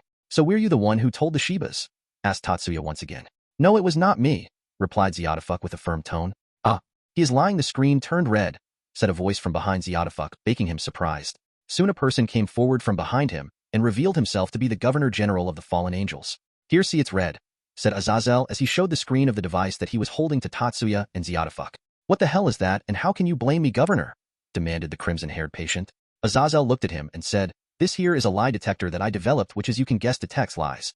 And before you question its credibility, I will say that both its credibility and accuracy are great, and it was even proven by a game of truth and dare that I played with Tatsuya, Valley, and Odin, in which a lot of my dark secrets were revealed. And you must know that when I am saying that those were my dark secrets, you can tell how deep and embarrassing the shit must have been. I am never doing that again." Both Tatsuya and Ziatafuck looked at Azazel for a while before Tatsuya looked at the redhead and said, "Anyway, Asia." Just as Tatsuya called her, a lot of cries of pain and against were heard, and a few moments later Asia arrived on top of her dragon, along with Ingvild, who was sitting on top of the dragon as well. "What is it, Tatsuya-san?" said Asia cutely with blood-stained face. "Can you, my dear father-in-law?" He was not able to hold himself back, knowing both his children are fighting here with their lives on the line, said Tatsuya as he cleaned his sweet blonde-haired nun, who smiled brightly while having her face cleaned. "Of course," said Asia as a green glow enveloped her hand, and she punched the redhead's face, disfiguring it in an instant. "Oof, Tatsuya. I am glad I am not your father-in-law," and patted Tatsuya's shoulder. Yeah, you are not my father-in-law, Mr. Brother-in-law," said Tatsuya, making the fallen angel confused when suddenly his eyes widened and he asked with shock, "D.T tell me. Why you and G. Gabriel?" Tatsuya smiled and said, "Let's get along in future as well, brother-in-law. I won't let my sister marry someone like you." "Or so I wanted to say to someone, but it looks like I would not be able to do that anymore," said Azazel. Tatsuya ignored him and then looked at Asia and Ingvild and said, "Throw him in front, big a group of dragons. Ingvild, control them. I will control him, make him fight some of the dragons for a while, and let him die bravely soon after that by letting him become Dragon Chow," said Tatsuya. Bas, he cleaned the blood-stained sprite dragon as well. Ingvild band Asia nodded, and then left to fetch a group of dragons while Tatsuya manipulated his body and memories to let the man die courageously, and will let Surzex and the others know about it later. He then looked at Azazel and said, "Now then, brother-in-law, you will play the main role here." "I don't like the sound of that at all. Change the way you call me back to normal." "And what is the role?" complained Azazel. "The traitor will injure the governor of Fallen Angels while he was busy dealing with some dragons and get hit by a surprise attack. Then chase after the traitor who already was far away, and by the time you reach there he is already Dragon Chow," explained Tatsuya. "Nice script, but why not you play the lead role?" asked Azazel. "How many people do you think will believe that I got injured by a low life like him?" asked Tatsuya with a deadpan look on his face. Azazel sighed and said, "All right, let me show you how great of an actor I really am." "Yes, and to help you I will make sure that the scene look real," said Tatsuya as he teleported away. "Wait, what?" said Azazel, but soon saw himself surrounded by a group of evil dragons. His brows twitched in annoyance as he yelled, "Fuck you, Tatsuya." "Sorry, brother-in-law. I am straight," replied Tatsuya from somewhere else. Chapter 292, Fusion. Continuing their battle, the super-level Lucifers were firing huge blasts of their demonic energy at each other without thinking about consequences. The huge beams comprised of their demonic energies were clashing against each other, trying to push the other back, but to no avail as they kept on putting more and more energy behind it. "You know, Faker, I might as well think that you were enjoying seeing my awesomeness, taking the fact that you were not letting me dress up or even cover it up," said Rise of him, still naked and his hands stretched out firing the attack. "Say whatever you want. There is no way I will let someone who tried to use my sister against me let go like that," said Surzex seriously as he once again increased the output of his energy, which started pushing the beam clash in his favor. "Cool, this is really straining me a lot," muttered Rise of him as his facial expression, which has been relaxed for the whole time, started to crack up a bit. "Ha," said Rise of him as his aura started to grow even more and increased the power of his attack, pushing them back to stalemate, making Surzex and his pod form frown. Surzex's reserves of demonic energy were nearly half depleted because of his clash against the old man. He was pushing himself to the fullest and had even killed the man for about a dozen of times. But the Lucifer in front of him just kept on reviving, making him frustrated by this. He even dared to use Rias's doppelgangers in the fight for about 7 times as well, among which he even got hit once by them, but just shrugged it off. "You know, for a faker you are doing quite well. Though you swing that way, I still can say you earned a tiny bit of respect from me," said Rise of him with a small smile on his face. "Oh, as tiny as that wrinkled-up joke of dick of yours?" asked Surzex sarcastically, making the old Lucifer silent for a while. Rise of him took a deep breath and said, You know what, forget it. You even lost that now. Surzek snorted and said, just shut the hell up already. Fine man, as you wish, said Rizavim as he stopped his attack and flew up above. Surzek seeing that moved his hand to attack the old Lucifer, but Rizavim kept on dodging it. If you were trying to wear me out then that is very low of you, said Surzek slightly annoyed by the geezer. Oh not at all, I am not waiting for you to wear out. I am waiting for him to cheer up, said Rizavim. Hudash. Surzek wanted to say something, but before he was able to he felt an attack coming towards him and moved from his spot. He then turned his head, only to see a recovered Euclid heading towards Rizavim. Euclid then gave a cape to Rizavim, who took it and wrapped it around his waist. Ooh windy, said Rizavim while winking towards Surzek. I really want to puke, thought Surzek as his face cringed seeing the old Lucifer's antics. Now then Faker, you will face our true power. Ready Euclid? Euclid nodded and said, after this we are going to deal with Tatsuya Shiva as well, right? Yes him too, though I think Trihexa would probably be done with him by that time, said Rizavim thinking about the possibility. But while he was thinking Surzek had charged a huge amount of concentrated pod in his hand and fired it towards the silver-haired duo who just shrugged their shoulder and let themselves get hit by the orb. Surzek, who anticipated what they were probably thinking, stood at his place ready for the attack, but soon felt two presence approaching him. Where the hell is that damn geezer? Asked Valley cladded in his Imperio Juggernaut armor. Are you alright Surzek-san? Asked Isami in her own Crimson Queen armor. You two, what are you both doing here? Asked Surzek. That's Bright Valley. Wait for a bit before it's your turn to get killed, said a familiar silver-haired geezer again revived after death. Surzek and the two heavenly dragons turned their heads to see the silver-haired duo alive, and this time had their clothes on, courtesy to Euclid. Damn geezer, how dare you make me kill you twice, yelled Valley. Isami-kun, go back or you will get caught in our clash, said Surzek without even looking at her. That won't be possible Surzek-san. Tatsuya made this barrier in a way that you can only enter not exit until he wants, said Isami ready to fight. Ask him to send you out, said Surzek. No time for that, said Isami as she and the other two felt the energy increase in the silver-haired duo. Let me show you the true power of the body enhancements that Euclid-kun made, said Rizavim as both Euclid and Rizavim took a pose and a light surrounded them with a few magic circles appearing around them. Just as the light died down, the magic circles revolved around the two of them for a while before it broke and revealed a different creature with 4 arms, an ash-colored body, silver hair, and 4 eyes. Now let us see who kills who, grandson, Faker, said a voice which seemed to be a mixture of the two silver heads. They fu asterisk king fused, said Isami as she looked at the new, demon-like creature. But none of them responded as Rizid, the fusion name, appeared directly in front of the trio and punched the super devil away. The two heavenly dragons didn't took much time to register what happened and punched the demon simultaneously sending him flying. Divide, boost. Both the heavenly dragon looked at each other and said at the same time, together, and then nodded simultaneously as well. Surzek, who was punched away, soon balanced himself and followed the heavenly dragons who were already battling the fused silver heads. Get out of the way, said Surzek seriously as multiple beams of pod came out from all over his body and rushed towards Rizid surrounding him from all directions. Isami and Valley, who saw that, immediately flew away from him. Divide, divide, divide, divide, divide, divide, divide, divide, divide, divide. Boost, boost, boost, boost, boost, boost, boost, boost, boost, boost. Transfer. The fused guy felt the energy inside him deplete at a rapid pace, while the attack, fired by the Mao, just got stronger and faster. Soon Rizid got impaled by all the beams that were fired at him, and his body started to corrode. Ha, you think that it will defeat me? Don't forget that I can regenerate, and now 2 times at that. Power. What the hell is the Dragon Ball shit happening here? First fusion, now Bu level regeneration, said a new voice, making all of them turn their heads to see the person. Soon they noticed Tatsuya coming towards them, but he just went past them and then took out a katana and impaled it in Rizid's stomach.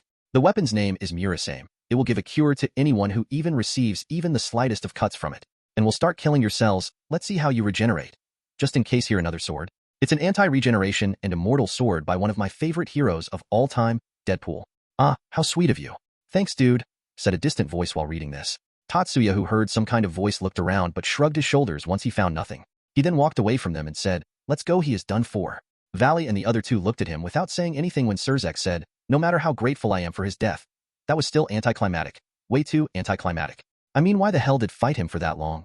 He then looked at the two heavenly dragons who just shrugged their shoulders, and Valley said, who cares? What's done is done. Che, I only get to kill him once.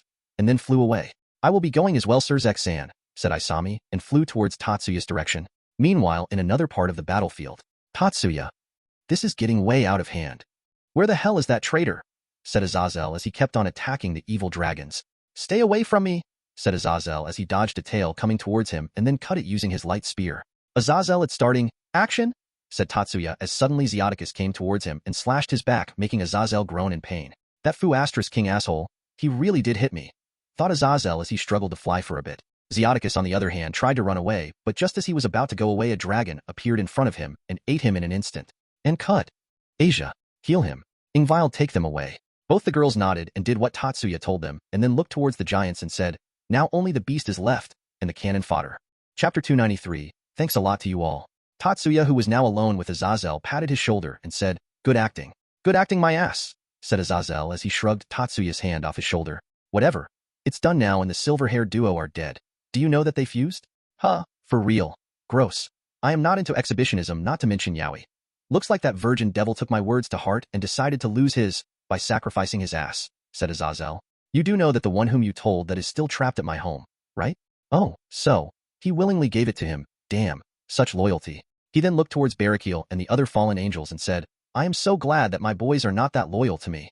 Forget boys, even the girls that were once in your harem were not loyal to you, said Tatsuya.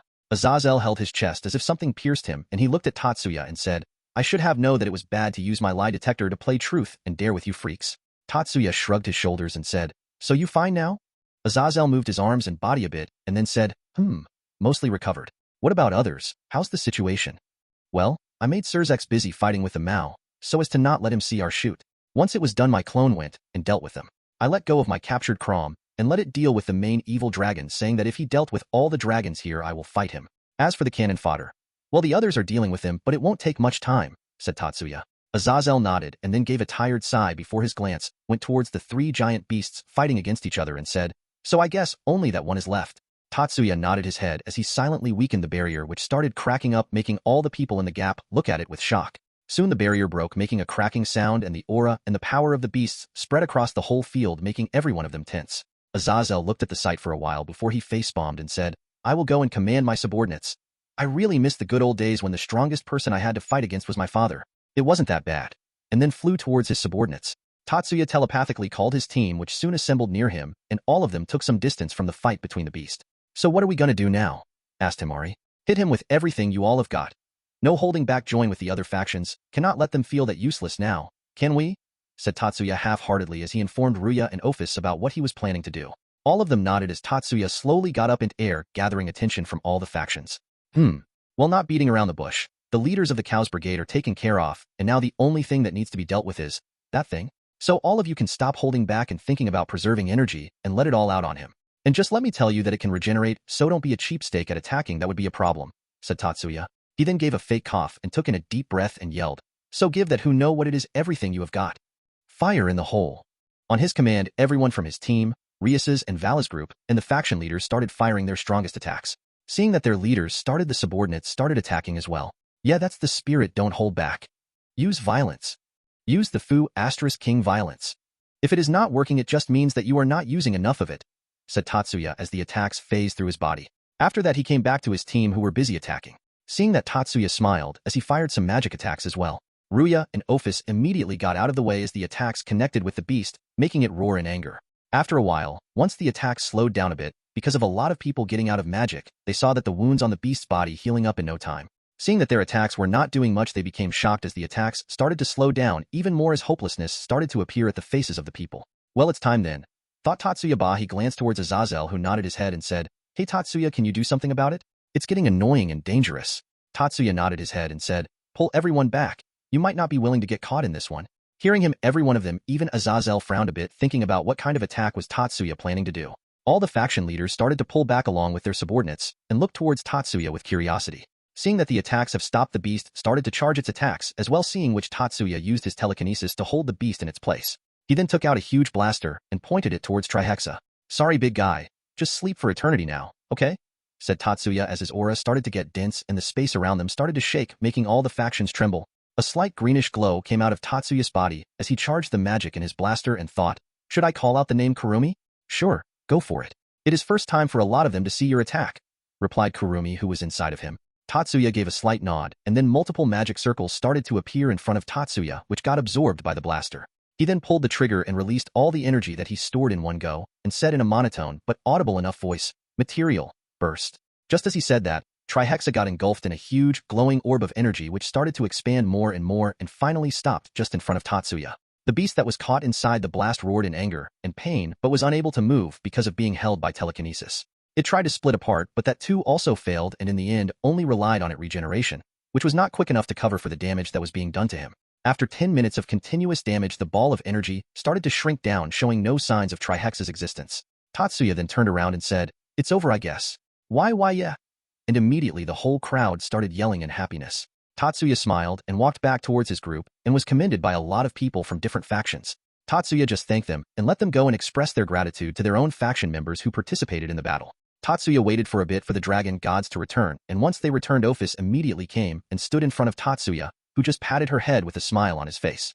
Ophis just stood there with her eyes closed, feeling blissful and totally ignoring everyone. Everyone looked at them for a while, seeing for the first time that someone interacting with whom they supposed to be the top of the power levels like that. Tough that attention from them suddenly disappeared when one of them said, "Hey Odin, you are still a Lilicon just like me, right?"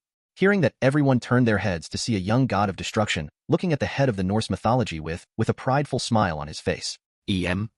"No need to be humble. I can see that you are the same as before. Well, let's meet again soon," said Shiva as he waved his hand and teleported back to Kailash, leaving behind a crowd who was looking at Odin with a deadpan look on their faces. Seeing that, both Tatsuya and Azazel started laughing, not knowing what to say, but still made sure to record the whole ordeal for future.